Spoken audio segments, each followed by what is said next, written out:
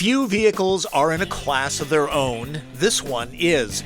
The Jeep Wrangler, a descendant of the original Willys, has served in the military, hauled hikers to the great outdoors, and schlepped families through the suburbs in its 7+ decades of existence. The 2018 JL is the new classic. It doesn't look much different than the outgoing model, and that's a good thing because this just might be the most legendary shape in automotive design history. It is about as all new as a vehicle gets, though, right down to the frame rails. I was a guest of Jeep as they introduced the JL to the Automotive press in Tucson, Arizona. As before, Wrangler is available in 2- and 4-door models. With the most seat time in 4 doors, that's my focus. This product made its name for being the go anywhere, do anything, I can go anywhere off-road. And we have to maintain that. And that's the JK's Sunrider top was cumbersome to open. The JL's is no Miata, but Mark Allen, head of Jeep Design, proves that the new one is significantly easier with no zippers to deal with. A signature Wrangler feature not found on any crossover is a foldable windshield. Once again, the engineers figured out a way to simplify it. Getting bugs stuck in your teeth is much easier now. And in certain models, it's easy to remove these side windows. As before, the doors can be removed. The right tool size is stamped into the hinge in case the ones provided get lost. Misplace the door hardware and it's your own fault since the cargo hold has a place for everything, so everything's in its place. Fun fact, an interior designer ended up dropping the door when taking it off because he couldn't find a good way to hang onto it, so he designed a handhold into it so you won't do the same thing. The best thing about Jeep events is the chance to put these mountain goats through their paces. Whoa, okay. But first, a look at on-road prowess because, let's face it, that's where most Jeep miles are logged. To get to the rocky off-road course, we drove for about an hour and a half on paved roads at different speeds. I drove the mid-level V6 Sahara model, positioned 1 rung up from the base Sport. Structural rigidity improves by 18%. Ride quality has definitely been improved. This is actually a fairly comfortable vehicle now. And yes, there is some wind noise, even though that has been improved. But really, what are you going to do? This thing is about as aerodynamic as a house. While a Grand Cherokee or any crossover will be more comfortable for families, owners using Wranglers as a daily driver will clearly notice that the steering response and on-center feel is better. It tracks down the road more confidently. The interior is probably quieter too, but noise varies depending on soft and hard tops. For what it's worth, the trip computer read 26 miles per gallon when cruising. A 3-liter V6 diesel engine is planned for calendar year 2019. JL deliveries begin with the 3.6-liter Pentastar V6. It has 285 horsepower and 260 pound-feet of torque. Available in early 2018 is something new, a turbocharged 2-liter 4-cylinder with 270 horsepower and 295 pound-feet of torque. And with this system is actually mated with a mild hybrid system. So this is our e-torque system. It's a 48-volt system. Our alternator has basically got put on steroids and grown to what we'll call a motor generator unit. All Wranglers get keyless ignition now. The 2-liter hybrid, here in a Rubicon model, runs exclusively with an 8-speed automatic with an especially silky lever feel. The V6 can be had with a new 6-speed manual. Sway bars can be disconnected and axles locked. The transfer case info is front and center in the tachometer cluster. And pull the lever, you can go 2-wheel, 4 high, neutral, 4 low. But also in Sahara, we are introducing a full-time system now as well. Still manual grab with that, so you'll be able to pull. You have 2-wheel, but now we're giving the customer the option to put it into a 4-auto position. All right, time to do what Wranglers are best at. Straight at me. A crew from Jeep Jamboree created a surprisingly tough course in the desert to show what this thing is capable of doing. I don't think this translates to camera. It doesn't. How steep that is. It doesn't. That's intimidating. And I've done this before. Yeah, I know. Yeah. Jeez. Here, Jeep wisely puts us in off-road oriented Rubicons with 33-inch tires designed to handle this terrain.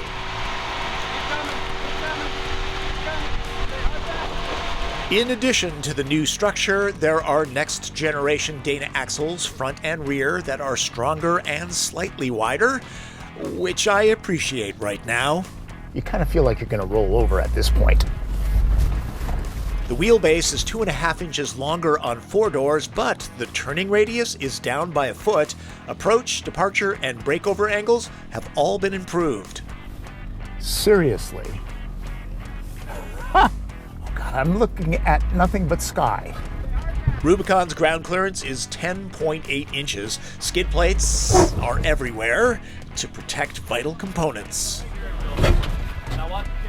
Never mind the sound. That's all right. Skid plate.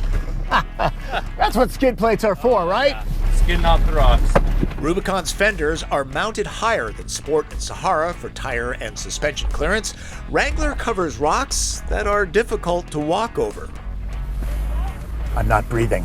I should breathe. The next spotter's coming around right there. Okay. Thanks, man. Yeah.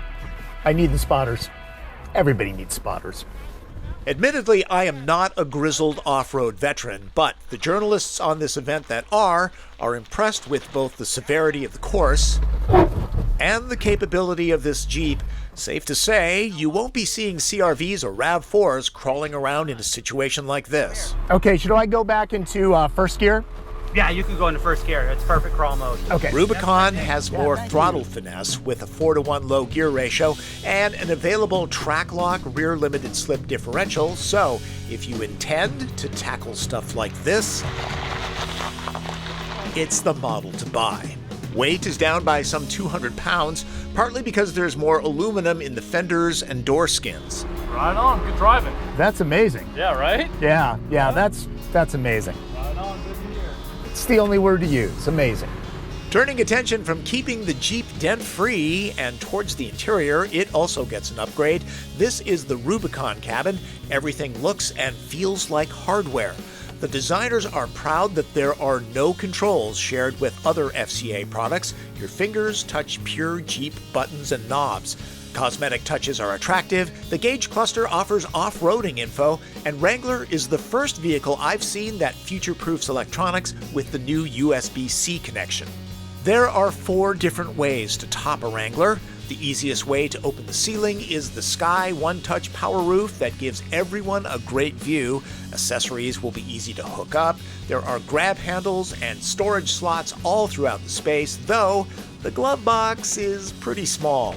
The 4th generation Uconnect interface continues to be among the best in the biz, with a clear layout, snappy response, and pinch and zoom ability.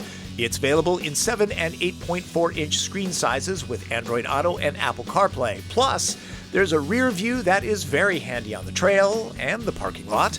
The camera is mounted on the spare, and so is the Chimsel, which adjusts if you put a larger spare on the back.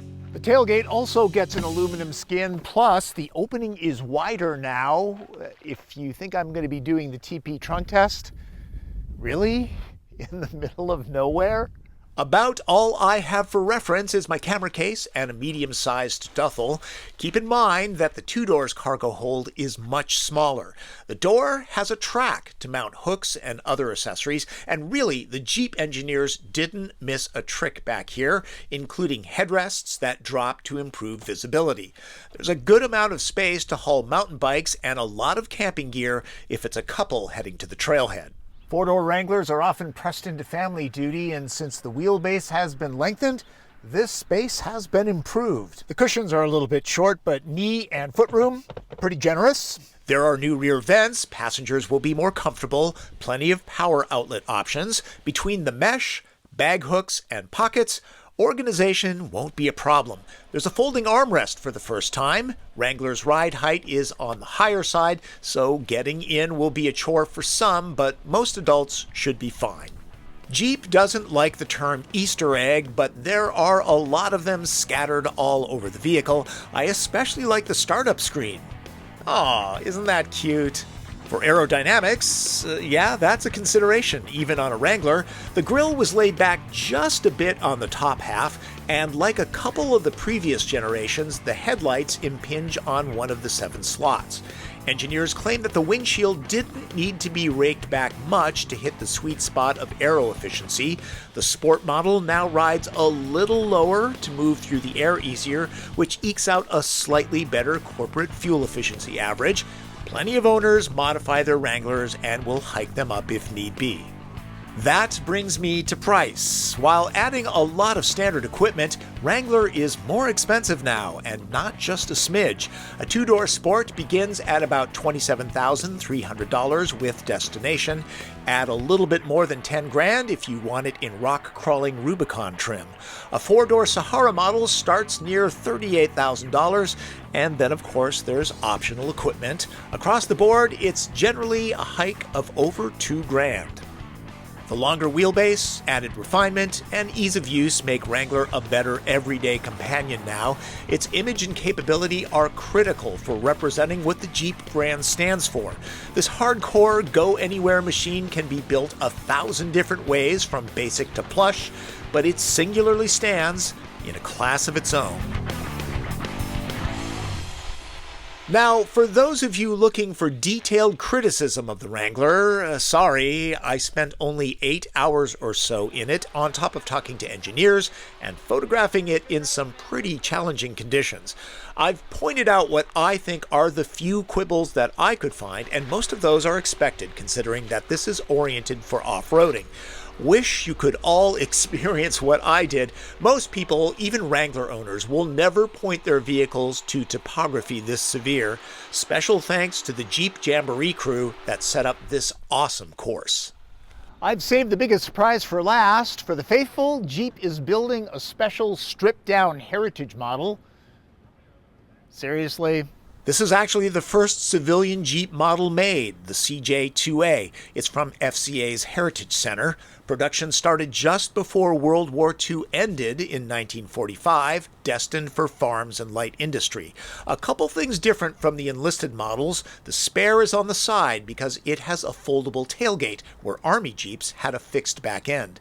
Military units had a 9-slot grille. The CJ2A is where the trademark 7 slots began because of the government's flush headlight requirements.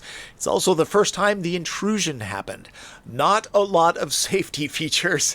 Or any, really. The driver sits on top of the gas tank, and with no seatbelts, I don't want to think about even a low-speed impact and a steering wheel hub like this. Most people won't even know how to drive it. We've come a long way, people. Obviously, things were a little less deluxe back then, and people must have been smaller because I have the seat all the way back. That's Driven. I'm Tom Voelk.